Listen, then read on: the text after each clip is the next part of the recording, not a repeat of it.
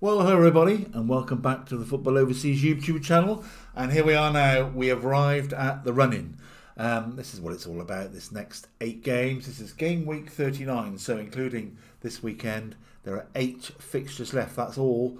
And what a beauty! The beauty about the Championship is every single prize, either good or bad, or unwanted or unwanted, is up for grabs. No one has cut away at the top. Or broken away at the top, and no one is cut adrift at the bottom. Possibly Plymouth have let themselves down in the last couple of matches, as we'll have a little look. But apart from that, everybody else has a real chance of achieving what they want, or unfortunately slipping into perhaps what they don't want. And let's hope that the teams can put out their best sides, no injury, no serious injuries to anybody. Let's have the go toe for toe, best squads that they can put out, and let's have a really exciting end to the season. Incredible that we're just 8 games away from the end of the season. Where has it really gone? It's been a long dark winter for some of us, I'm sure, but here we are then, game week 39, as I say. It just seems ages ago since we did game week 38. But there we are. The 2 weeks has gone by. The final international week is out of the way, and it's here. As I say, it's a flat run in now to the winning post. So, what happened? What does the league table look like since we last spoke? At the top, it's tight as you could possibly want it to be. Leeds were looking at one point as if they were going to make their move, especially when they had that super win at Sheffield United, but that's all history now. We're back, and both teams have 80 points at the top, and then Burnley chasing them down on 78. Probably Sunderland are too far behind to make an impact with just 8 games to go, but they've got 69 points. And then it comes the playoffs, and as I say, they are up for grabs for still probably down to Sheffield Wednesday in 12th place. So plenty going on there. And then down at the bottom, as I say, nothing really cut and dried there either, which makes it great for us watching on. As I say, Plymouth have lost 3 of their last 4, which has cut them, cost them a little bit now. 33 points. They've got 6 points to make up, which is 2 wins while the others stand still, and suddenly you're down to just 6 matches if that was to happen. So it's a tough ask for them possibly now. They did have that little, we all remember the spike when they beat Liverpool and all of that, but it's just gone a bit flat for them. Run out of steam a little bit here. Anyway, who knows? And then we've got Luton and Derby, Derby on an incredible 3-match winning streak. I'm just looking up the table. I think it's the best of any team. It is. The best of any team at the moment. So where they came from, as we know, a few weeks ago, they're now, when they've just won their last 3 matches, they probably the last team that wanted the international break, but they had to sit it out like the rest of us. So they'll be looking for their 4th consecutive win. We'll look at who they're playing in a minute. In fact, their game is actually not this weekend. It's next week. There's all but one game because Preston are the representatives of the Championship in the FA Cup. So it's Preston and Derby. We'll talk about that match, as I say, at the end. I will include it, although it's not until next Wednesday, but I'll mention all that. So let's get stuck in then. What have we got to look forward to this weekend? We start off, as always, on Friday night, and it's Sheffield United are home to Coventry. Now that should be a cracker, because Coventry are also banging form. I say Derby are the current form team. They've got the best winning streak. 3 wins isn't exactly a massive streak, but in the Championship that's pretty damn good. But here we have Coventry on 5 out of 6 wins. And they go up to Sheffield United full of confidence, I'm sure. Frank Lampard has got them playing well. He's moulded the squad that was essentially there ready for him, but he's certainly put his influence on it, and he's moulded them extremely well in the last sort of third of the season. So Sheffield United and Coventry. Sheffield United they had to go 2 weeks after winning the local Steel City Derby, as it's called, winning 1-0 against Sheffield Wednesday. Coventry had a splendid 3-0 win over Sunderland last time out. I think Sheffield United will just have enough. They will really want to go out there on Friday night, back into the swing of things, get their mark and put the pressure on Leeds.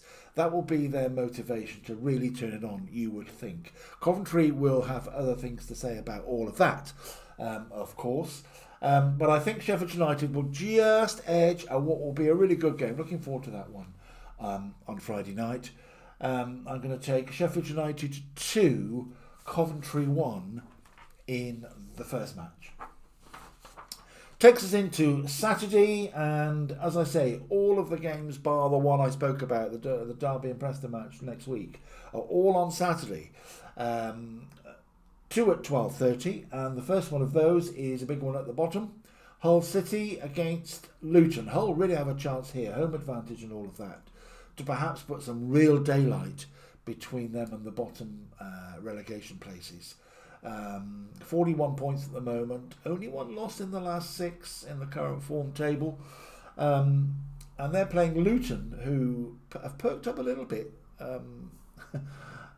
Matt Bloomfield took so long to get his first win on the board, and he did that, I think it was against Portsmouth, if I'm not mistaken. Anyway, he did it, and they've only lost one of their last 4, so they've picked up a few points, and it's given them a little bit of a chance. So they're going to Hull. I think Hull, again going with home advantage, I think that's going to be vital in these run-ins. The crowd, your own crowd, can really give you a help, I think, in these games. Every home game is absolutely vital for everybody, I think. And you've got to make that count. And sometimes it can be pressure, and you can feel a bit sort of with the intensity of the expectation wherever you are in the league of your home support. But I think you've got to make it count. And I think Hull will. Luton's away record, we know, has been flaky at best throughout the season, although they've just stood up a little bit recently, as I say. And they had a decent 0-0 draw just going into the break. Hull had a good draw as well at West Brom. So anyway, I think Hull will just make their home advantage count and take the match by 2-0. Hull City 2, Luton 0. What else have we got? There on the lunchtime, the other lunchtime kickoff is Watford against Plymouth. Now this really is, this 8-game period, Plymouth have probably got to win 4 or 5 of them. That's a big ask, I think. And I think it'll be a big ask at Watford, who are probably, although they've still got a chance, 52 points. They're still only 5 points behind. So they've still got an outside chance of the playoffs if they put some wins together. And they'll see this as a chance. And I think they'll just nick it. It won't be one of Plymouth's collapses, I don't think, that they've had, but they'll find it tough, as most teams have. Watford did have that little blip where they started to leak points quite easily, but I think they will, and they did lose to Oxford last time out, and Plymouth lost to Derby last time out, which I think was, they may look back at the end of the season and think, of all the games, of all the moments, that could have been one of them that was probably the key one, possibly. We'll find out. But I think Watford and Plymouth then is a tough one to call, really. But I think Watford just to nick it by 1-0. But you never know. The Green Army behind them, Plymouth may surprise us yet. Watford 1, Plymouth 0.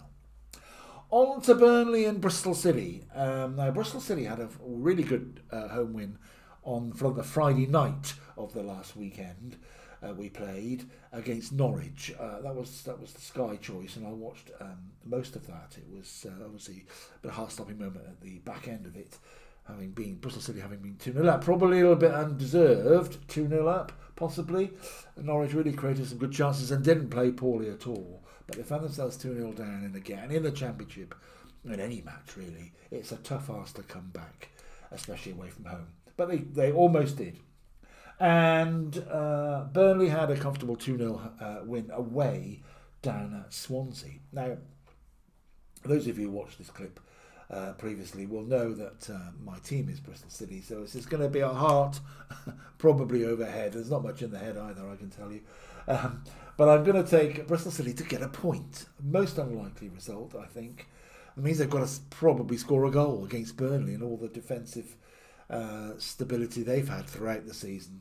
So, I'm going to take, because they need to, really, I'm going to take Bristol City to sneak an unlikely point and put a dent in Burnley's promotion hopes. But the head might say different if I was to probably sit down and think about it in a quiet corner of a dark room. So, Burnley then will be looking to again make it count, keep the pressure on the top two. But I'm going to say Burnley 1, Bristol City 1. Let's see how we go.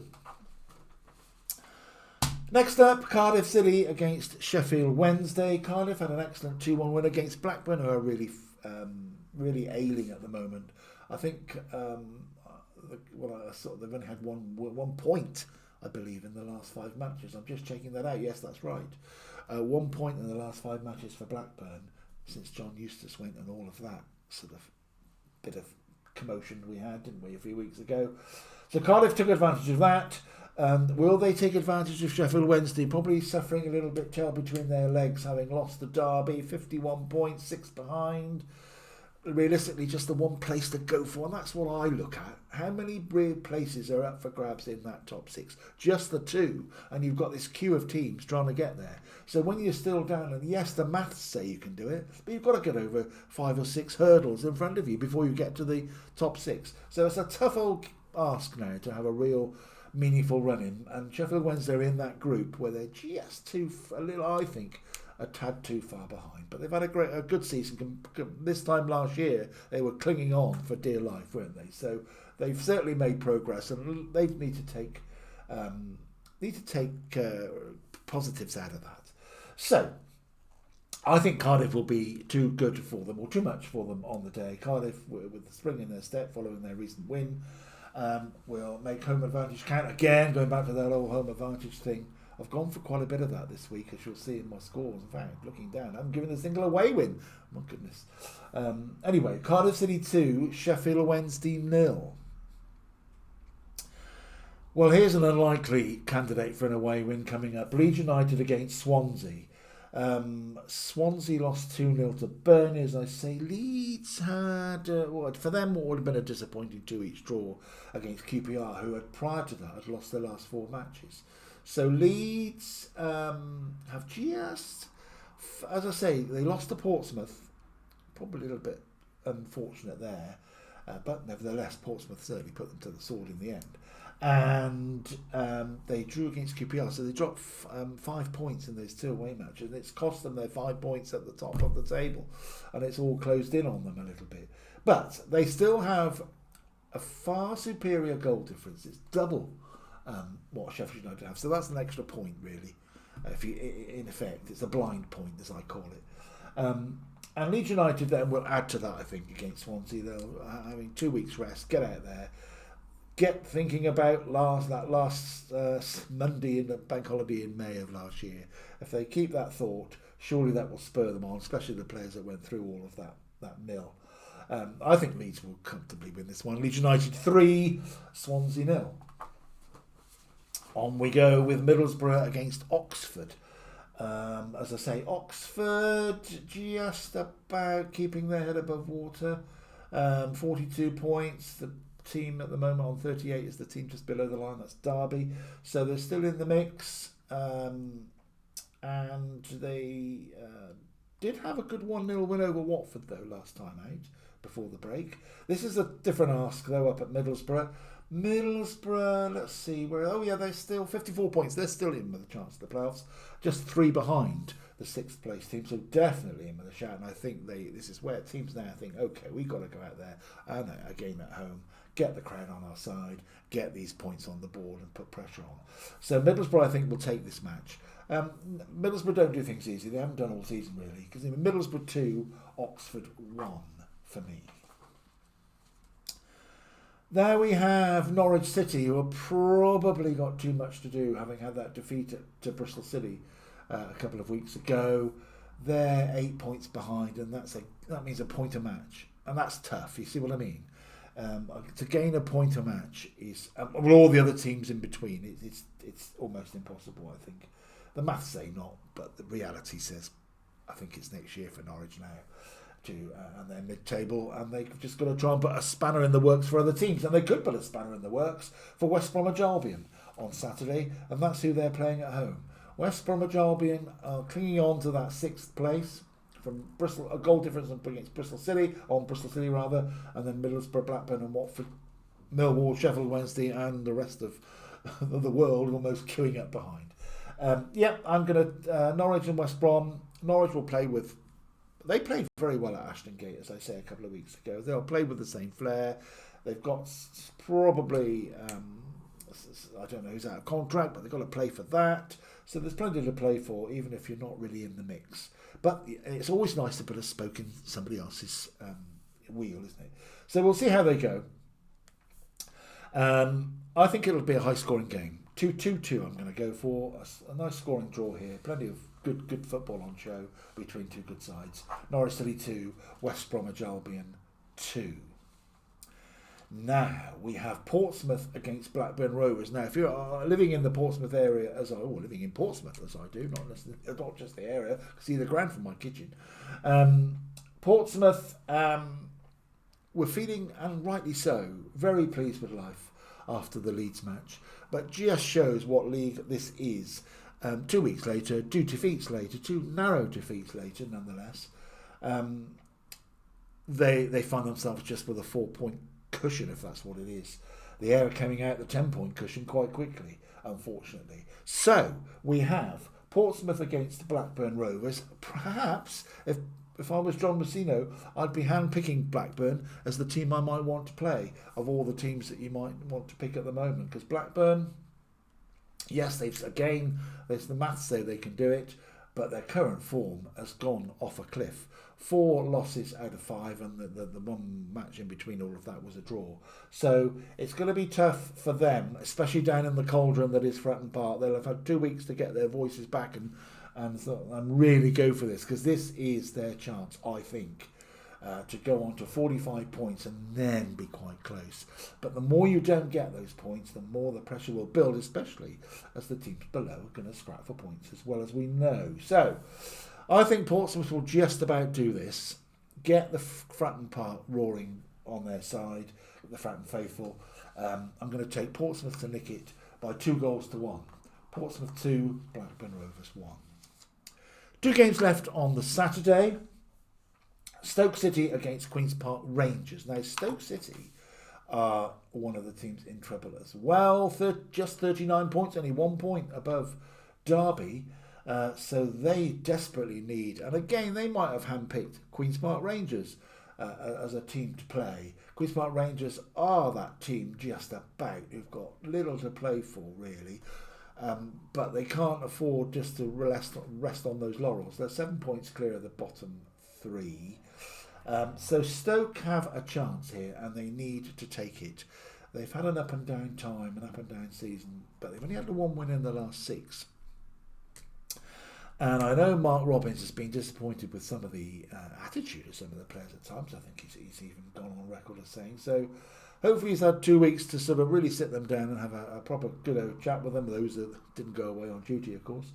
So I'm going to take Stoke to win this as well, another home win. Goodness me, I hadn't realised I picked so many home wins, but that's the way of the world. Stoke City 2, Queen's Park Rangers 0. The final game on the Saturday then is Sunderland at home to Millwall. Sunderland had a disappointing defeat against Coventry, say 3-0. And it's put them probably in no man's land for this 8-game period, really. Just trying to secure the best possible playoff place that they can. So obviously we won't get too involved in playoffs yet because it's too early to talk about that. But if they can maintain their position, which they should do in 4th place, they will be at home in the second leg. But that's all for the future. So Sunderland against Millwall. Millwall 6 points behind. Never know quite what they're going to do. Win is just about summing Millwall up at the moment. That's been their that's been the way they've gone about things. I think this will be a loss though. So again, to keep that sequence going, I think Sunderland will just take the match. Always tough to beat Millwall at the moment, but I'm going to take Sunderland to do it by 1-0. That's the weekend games. As I say, that's the 11 out of the 12. The 12th game is the game that's held over or going to be caught up with in midweek next Wednesday. And that's Derby County against Preston North End. Now, I think this is a real chance. Preston may or may not be on a... Either way, if Preston get through to the semi-finals of the FA Cup, they'll be on a massive high, and their league position dictates they can park up that and just rest easy for the semi-final. Or Derby might catch them after perhaps an unfortunate defeat in the Cup at the weekend and catch them on a bit of a low, especially, as I say, they're really treading water a little bit as far as the league is concerned. They can't go up, they probably can't go down. So they are prime candidates for the go to put everything into their match at the weekend. But I think Derby will chalk up their fourth win on the bounce. I'm going to take Derby to do it and really put the pressure on. And they might need to put the pressure on by the time they play, because they will watch everybody else potentially pick up points. So Derby County against Preston. Derby County 2, Preston 1. So no away wins in sight. Goodness me, what have I done? We shall see how accurate or foolhardy that is. Probably the latter. But there we go. That's it. The football is back across all the leagues, across all countries, all European countries. Don't forget, this channel has so much going on. Please subscribe. Please tell your friends about it. Like this video, like all the videos. Please hit that button. And yes, let's look forward to what should be a great return and a great run-in to the end of the season. Thank you for your company once again. Stay safe, stay healthy, and I'll be back for the preview back end of next week, and we'll see then. Goodness knows what the table will look like, but it's exciting times. Thank you for watching, and as I say, take care. See you soon.